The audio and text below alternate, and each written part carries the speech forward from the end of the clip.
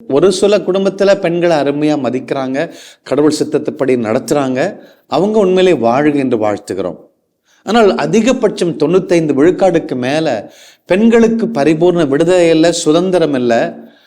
பல பெண்கள் தாறுமாறாக வாழ்ந்து கெட்டு போறாங்க, அவங்களுடைய சொந்த விருப்பு வெறுப்பினால் கெட்டு போறாங்க. அப்போ இந்த உலகத்துல பெண்ணை குறித்து இல்லை, ஒரு சின்ன குழந்தை, பெண் குழந்தை, மகள் தான், பையன்தான், பையன் மகளும் இருக்கும் பொழுதே பையனை அதிகமாக அன்பு செய்கிற தாய் தகப்பன் இந்த பெண்ணுக்கு அவளுக்கு என்ன செஞ்சா போதும், சும்மா ஒரு 5 லட்சம் கையில் கொடுத்தா போதும் அவன் இன்னொரு வீட்டில் வாழ்றவ தானே என்று சொல்லுகிற பெற்றோர்களிடமிருந்து இது ஆரம்பிக்கிறது இந்த கெட்ட எண்ணம். அப்போ ஒரு நோக்கத்தோட, வேதனையோட, தாகத்தோட, ஆத்ம பாரத்தோட நான் கேட்கிற கேள்வியோட நான் இந்த நாளில் தொடங்குகிறோம். உண்மையிலேயே இந்த பெண்ணை குறித்த இந்த பெர்செப்ஷன், இந்த பார்வை, தவறான பார்வை மாறுமா? அன்பான சகோதர சகோதரிகளே, அரசாங்கம் சட்டம் போடுகிறது, ஆணும் பெண்ணும் சமம், 2 பேருக்கும் ஈக்குவாலிட்டி, ப்ராப்பர்ட்டியில சமமா கொடுக்கணும்னு சொல்லி சட்டம் ஏத்தியாச்சு. எத்தனை வீட்டில் ஆணுக்கும் பெண்ணுக்கும் சமமா நம்ம ப்ராப்பர்ட்டியை ஷேர் பண்ணி கொடுக்கிறோம்? அரசாங்கம் சட்டங்களை போடலாம், இந்த எண்ணம் மாறாது. அன்பான சகோதர சகோதரிகளே, அரசாங்கத்துல ஆட்கள் ஸ்டாஃப்ல ஒரு 100 ஆம்பளைங்களை போட்டா ஒரு 20 பெண்களை போடலாம் என்று சொல்லி பெண்களுக்கு அரசாங்க வேலை கொடுக்கிறதுனால பெண்களை குறித்த தவறான எண்ணங்கள் மாறுமா? மாறாது. பாடத்திட்டம் பள்ளிக்கூடத்துல தாயினுடைய பண்பு என்ன, மனைவியுடைய பண்பு என்ன என்று சொல்லி பெண்களை குறித்து அந்த பழைய புறநானூறு கதைகள் எல்லாம் வைத்துக்கொண்டு பெண்களுடைய மேன்மை குறித்து சொன்னாலும் இது மாறுமா? இத்தனை வருஷமா சொல்லிட்டு தானே இருக்கோம், மாறலையே. அன்பான சகோதர சகோதரிகள், ஒரு பஸ்ல லெஃப்ட்ல லேடிஸ், ரைட்ல ஜென்ஸ் உட்காந்துக்கணும்னு சொல்லி பெண்களுக்கு சிறப்பு இருக்கை என்று கொடுப்பதனால பெண்களை தவறாக பார்க்கக்கூடிய எண்ணங்கள் மாறிவிட்டதா? மாறலையே.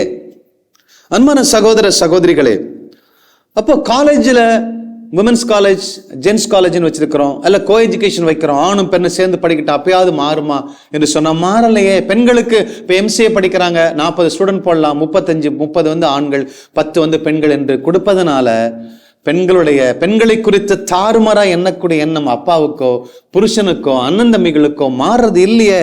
அன்புக்குரிய சகோதர சகோதரிகளே, இன்னைக்கு பெண்களுக்காக போராடக்கூடிய ஃபெமினிஸ்ட் எத்தனையோ பேர் இருக்காங்க. பெண்கள் பாதிக்கப்பட்டிருக்கிறாங்க, அவங்க கற்பழிக்கப்படுறாங்க, அவங்கள சரியா மதிக்கல, வீட்டில் வேலைக்காரமை நினைக்கிறாங்க, டைவர்ஸ் ஆகுது, மாமியார் மிதிக்கிறாங்க, புருஷன் மிதிக்கிறான், சாடிஸ்டா நடந்துக்கிறான்னு சொல்லி பெண்களை காப்பாற்றுவதற்காக எத்தனையோ சங்கங்கள் இருக்கிறது, போராடுறாங்களே. போராடுறதுனால இந்த 2000 வருஷமா பெண்களை குறித்த மதிப்பு, மாண்பு உயர்ந்து விட்டதா? உயரவில்லையே. அன்புக்குரிய சகோதர சகோதரிகள், இது பாரமாய் நாம தியானிக்க வேண்டிய மிக முக்கியமான கருத்து. உங்க வீட்டு பிரச்சனை, என் வீட்டு பிரச்சனை குறித்து நாம் பேசிக்கொண்டிருக்கேன். எங்க வீட்டுல 4 அக்காங்க, ஜெஸ்னாக்கா, தேன்மொழி, சாந்தி, சுகந்தி என்று 4 பெண்களோட பிறந்ததுனால இதை குறித்து ஆழமாய் சொல்ல முடிகிறது. எனக்கு ஒரே ஒரு பெண்ணு தான் பிறந்தா, அவளுக்கு திருமணமாய் அற்புதமாய் வாழ்ந்து கொண்டிருக்கிறாள். எனக்கு கடவுள் அருமையான ஒரு மனைவியை கொடுத்திருக்கிறாள். அதனால தைரியமா கன்விக்ஷனோட என்னால் சொல்ல முடிகிறது.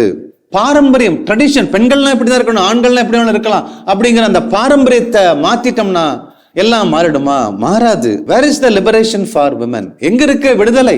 ஏன் இந்த பல ஆண்டுகளாய் அது உலகத்துல என்ன முயற்சித்தாலும், திருப்பலியில பிரசங்கம் வைக்கிறோம், கிறிஸ்டியன பேசுறோம், எல்லாம் செய்யறோம்.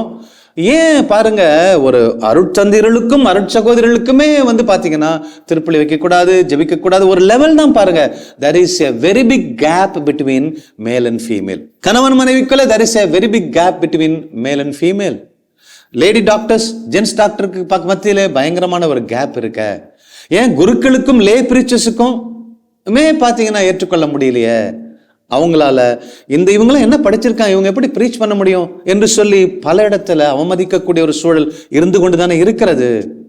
ஏன் இந்த ஒரு சூழல்? ஏன் இந்த டிஃபரன்சஸ்? ஏன் இந்த வேற்றுமை? என்ன காரணம்?